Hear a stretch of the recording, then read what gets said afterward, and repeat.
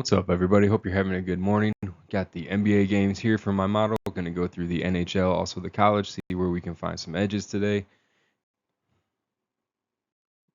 After a fantastic day on Monday, it dipped back down again yesterday. We had some games that were in range on the totals. We had one on the spread, but overall, it was not a great day. Had some that fell just on the opposite side of what we needed on that spread, so it happens. Hopefully, we'll get back again today and get back to the winning side. All right, first game we're going to get into will be Denver going to New York. New York does play better at home. Model has them favored by about 112 to 108-ish, and that puts a total at about 220. Vegas has it at about 6 to 7 points and a total of about 224 to 227. The model has liked a close game all week long. You can see in the graph, not much gap in between those lines until today when I ran it and it pulled away a little bit more. Denver has lost 3 of their last 5. They lost their last 2. New York's been winning by 12 or more in 6 of their last 7. They've won all 7 of those. They are 20-6 at home. They're 7-3 in their last 10. Denver's 19-8 on the road, 5-5 in their last 10. Like I said, they're 2-3 in their last 5. They've lost twice to the Pistons, once to the Thunder, so they're not bad losses. But in the Pistons' first game was only 2 points. Last night was 3 points. Oklahoma City was a little worse, but there is no head-to-head data. The only injuries I really saw was McBride and Hart were questionable. Mitchell Robinson was probable for the Knicks. Denver, I didn't see anything as of yet. Always could change later on. Obviously, Siakam ended up sitting yesterday, and then there was all the trades, which is another possibility today. I wouldn't expect trades from this game, but trades are definitely going to be happening today and tomorrow, I would imagine. Sacramento, teams like that are teams I would imagine might unload a couple players, but we'll have to wait and see. But getting back to this game, Denver does have a 116 offensive rating, very good, but only a 114 defensive rating. So not very good on that side. They're giving up points. New York, on the other hand, 101 defensive rating, playing very well defensively. Some of that is competition. A lot of that is just they've gotten really hot recently. Their offensive has also gotten hot, 121 on the offensive rating. So 20-point difference between the offensive rating and the defensive rating in recent games is incredible. I haven't seen that all season from any team, I don't think. So I would still be on the New York side of this, I think, if I had to pick a spread. Denver's been playing tough. They've been playing a lot of close games, even when they do lose. So I think that they could cover this spread. The total, I'm not entirely sure. It's going to depend on Denver's defense. If Denver can just hold New York down a little bit, then the under is a possibility because I don't think New York is going to be giving up tons of points. Not on a second day of a back-to-back, I would expect that they might slow it down a little bit, try to slow that pace. But the total, I'm not a huge fan of. Not a huge fan of the spread, but like I said, just recent play. New York's been scoring and their defense has been stifling. And at 5-6, it seems very reasonable they could cover that. But again, Denver has been playing close games, so if you like them, I wouldn't be opposed to them covering it either. The model does like them to keep it within 4 and has been 2 or less most of the week. All right, next game we have is going to be Minnesota going to Toronto. The model likes Minnesota 116 to 113, so 3 points. Vegas has the spread about the same. Started on Toronto 1.5, went to Minnesota 2.5. Total has been 224 to 226. Model likes 229, so it is also on the over side. Minnesota 17-8 on the road, 4-6 in their last 10, but better in the last 5, 4-1 there. Toronto's 14-11 at home. They are 6-4 in their last 10. They are 3-2 in their last 5. Edwards and Randall were both questionable, so those are big pieces for Minnesota. I would not make a decision on this game until you find out for sure if they're final. A lot of this choppiness in these graphs and the inconsistency is just going to be because it doesn't understand what's going on with these teams. Minnesota has played really well recently. Before that, they were struggling. They lost many games they shouldn't have lost. They got blown out pretty bad by Golden State and then blew them out pretty bad. So it's confused there on which way Minnesota really is, even against Golden State. Toronto's had injuries. They've had RJ Barrett out for a while. They play much better with him, and he has been back. Um, so I'm looking at the injury report on this and waiting till it goes final. I want to see if Edwards and Randall both play because they're big pieces in that offensive rating. Minnesota's offensive rating is 117. Their defensive rating is 112. So middle of the pack defensive, better than average on offensive rating. In fact, probably in the top 5, maybe top 7. Toronto is 111 on the offensive rating, so they're not great, but they're not terrible. They're below average. And then the defensive rating is also right around average, perhaps a little below average at 112.7. So if healthy, Minnesota should win this game. If those players don't sit, it gets a little sketchier. I think they both influence the over as much as they do on the spread on this too. Both players are playmakers and make the team better around them. They score way more points when they're playing. There's definitely players that can put up points, but then you're left with one of those main players being Gobert for most of the game. He's probably not going to be shooting up too many points. Even if he's getting fouled, he's not shooting from the free throw line very well right now. So the injuries are key on this one. I would wait for that. If they both play, I do like Minnesota. I do like the over. If one of them sits, I think all of that becomes a little more questionable. If both of them sit, I probably would go Toronto, and I would probably stay away from the total. Okay, next game we have is going to be Boston going to Houston. Model has Houston favored by 0.2. Has this pretty much push game. Has been shrinking from Houston back towards Boston. Started at Houston at about 5-6, and it's been slowly dropping ever since day 2 until today when it is a push game. So Boston is 16-10 on the road, 7-3 in their last 10, 4-1 in their last 5.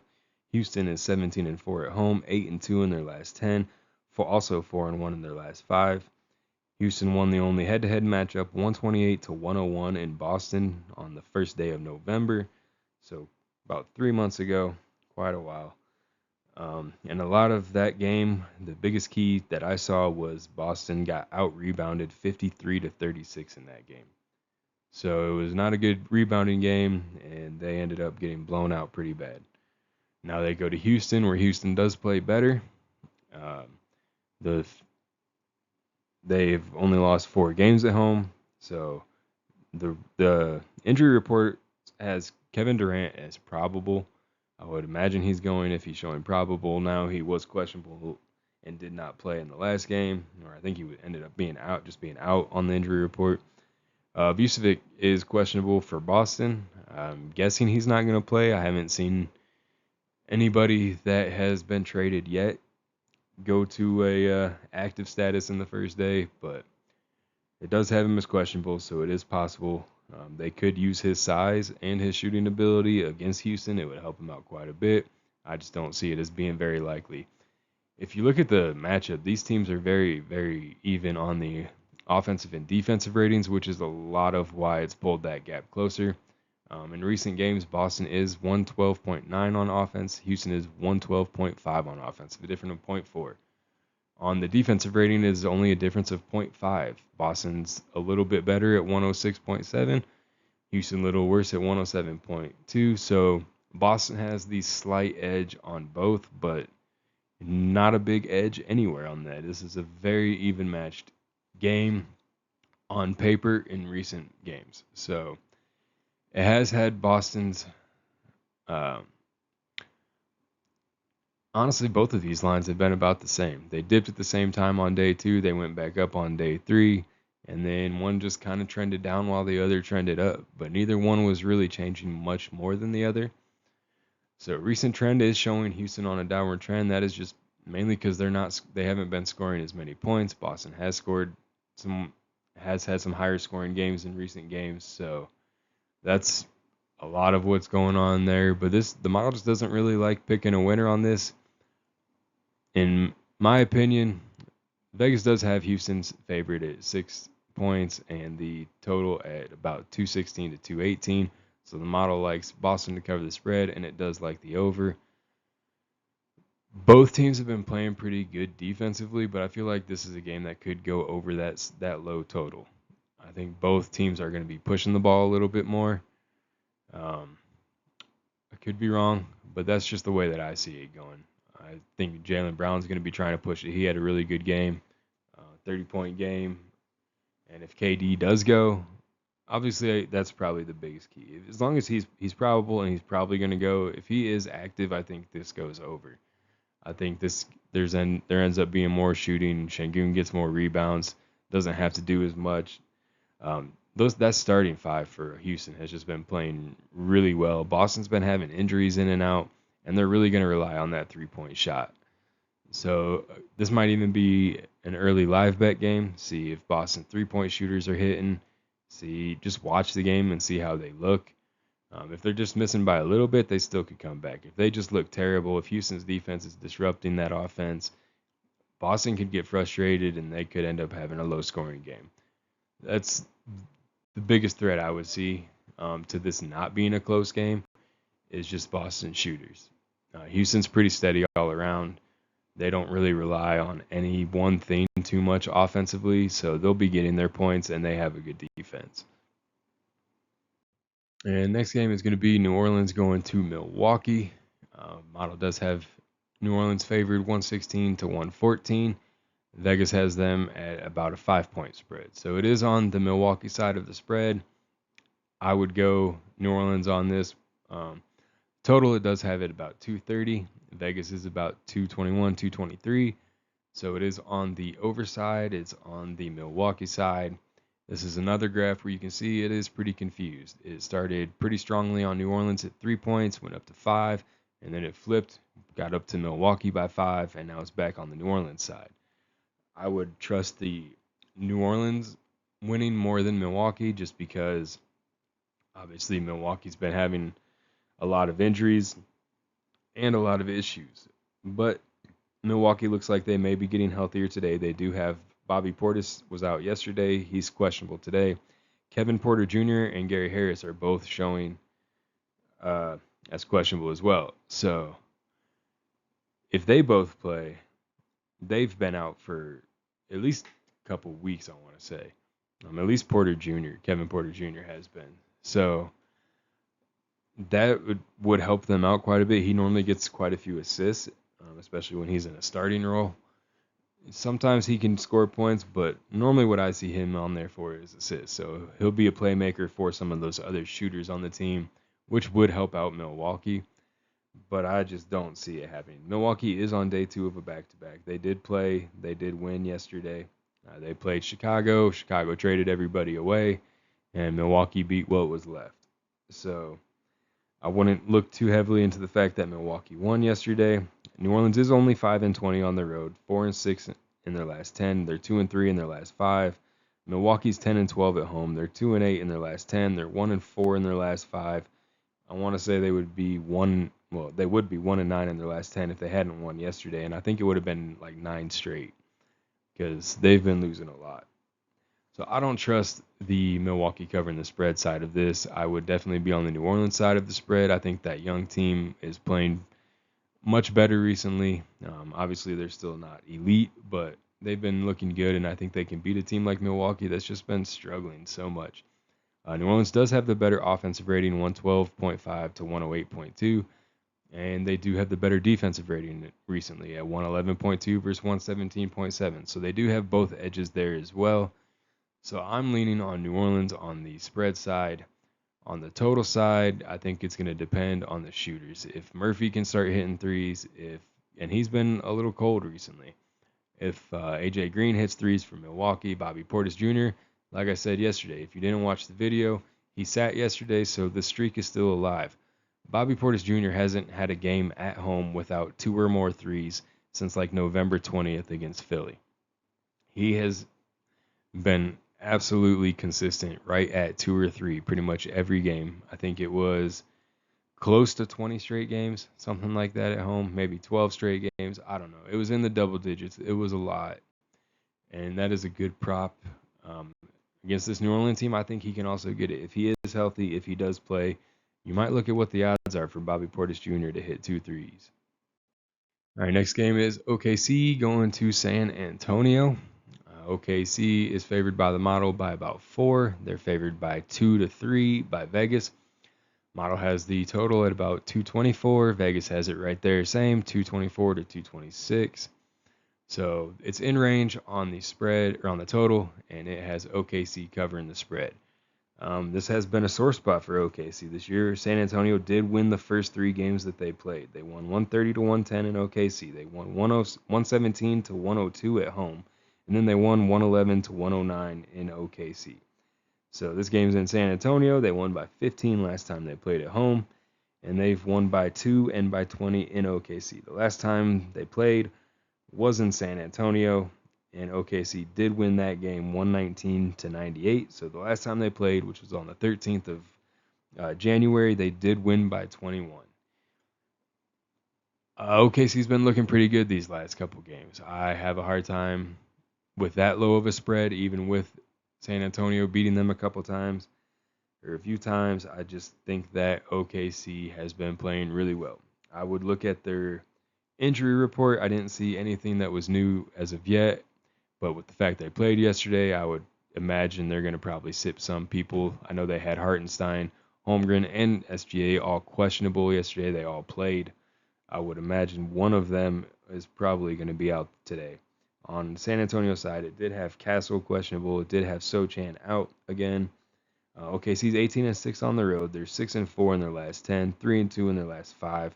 San Antonio's 17-6 at home, 6-4 in their last 10. They're 3-2 in their last 5. The model started out pretty strong on OKC, 5 points, dipped down to about a push, and it slowly gained traction back towards OKC. The total it started at 228, dipped down to 223, 227, back down. So it's not as sure on that. But most of those have been on the overside or right there in the range.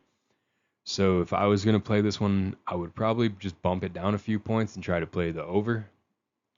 Like I said, I kind of like OKC the way they've been playing, but I expect them to sit some players. So I think that'll be a benefit to San Antonio. San Antonio's obviously played them pretty hard this year, but the last game I think was more telling with a 21-point win. I think that one might have had Jalen Williams in it still. I don't know how long he's been out, but that was about 3 weeks ago. So I don't know. Like I said, I think my favorite would just be bumping it down, playing the over. I think this game could go either way. If everybody plays, I do like OKC the way they've been playing, but they are the team that played yesterday. Could be a benefit to San Antonio to have some fresh legs, especially if OKC is really banged up with Hartenstein, Holmgren, and SGA. So that's how I look at this game, but I don't think there's a real true edge until you get the injury report and find out who's actually going to play. If Castle plays, that's a big boost for San Antonio. He's a huge playmaker as a starting there, gets his assists, he scores a lot of points, so good defender too. So I think they really need him in there against this OKC team if they want to stick around in it. Okay, next game, Memphis going to Sacramento. Model has Memphis by 5. Vegas has Sacramento by 2 to 3. A lot of that is just going to be because this model is not factoring in the fact Memphis just traded away half of their team. So a lot of their team is injured. A lot of the rest of the good players that just got traded. So I think this is a place where Sacramento, if they don't trade away some of their players today, could have an edge and should end up winning this game. I know they have been struggling for a while. They've lost 9 straight games. They're 9-16 at home. Memphis did win both previous matchups, and they won them pretty easily, 137 to 96 at home and 115 to 107 in Sacramento. Edey played both of those games. I think Jaren Jackson was in one and out of the other, if I remember right. So players were in those games that aren't going to be playing today. A lot of Memphis's team is gone now. Jock Landale is gone, and he was getting a lot of rebounds with some of these injuries out. So if Sabonis plays, he was questionable, then that should be a benefit for him. He should have an easier job getting rebounds, which he obviously already does at a high rate. Aldama was questionable for Memphis, and if he doesn't play, then I'd I think Sacramento easily wins this game. I don't. I wouldn't take that over. Um, I know the model is slightly leaning on the over, but that's a pretty high total for teams that have not been playing well and traded a lot of people away. If it affects the defense more, maybe it could get over, but I would expect it to affect the offense a little bit more. That was a lot of playmakers. That was a lot of scoring, and I expect Memphis to look pretty awful out there offensively today. We'll have to wait and see. I probably will try to at least tune into a little bit of this game and try to see how they look because I'm interested to see that team is just going to be completely different. All right, next game is going to be, and last NBA game is going to be 116 Cleveland, 117 Clippers. So slight favorite to the Clippers, 1 point. Vegas does have it at Cleveland, 2 points to 3 points. The biggest thing here is obviously the Garland for Harden swap. Garland hasn't been playing, Harden has been playing. So that is going to affect the Clippers much more than Cleveland. It doesn't look like either will be playing today. They have Harden listed as doubtful. I don't expect him to play, although I wish he would, because to get traded and play your old team the very next day would be pretty awesome. I'm excited to see this Cleveland team play too, not as a Pistons fan, but just as a basketball fan, because I think that he's going to make this Cleveland team look even better. Him and Mitchell both have such good playmaking, finishing abilities, everything that once they get Mobley back in there too for some pick and rolls, it's probably going to be a really exciting offense to watch. Cleveland is 13-10 on the road. They're 8-2 in their last 10. They're 4-1 in their last 5. Like I said, Harden is doubtful and Mobley is out. Garland's out for the Clippers. 13-10 at home, 7-3 in their last 10. They are 3-2 in their last 5. Cleveland won the only head-to-head matchup that was 120-105 back around Thanksgiving, November 23rd.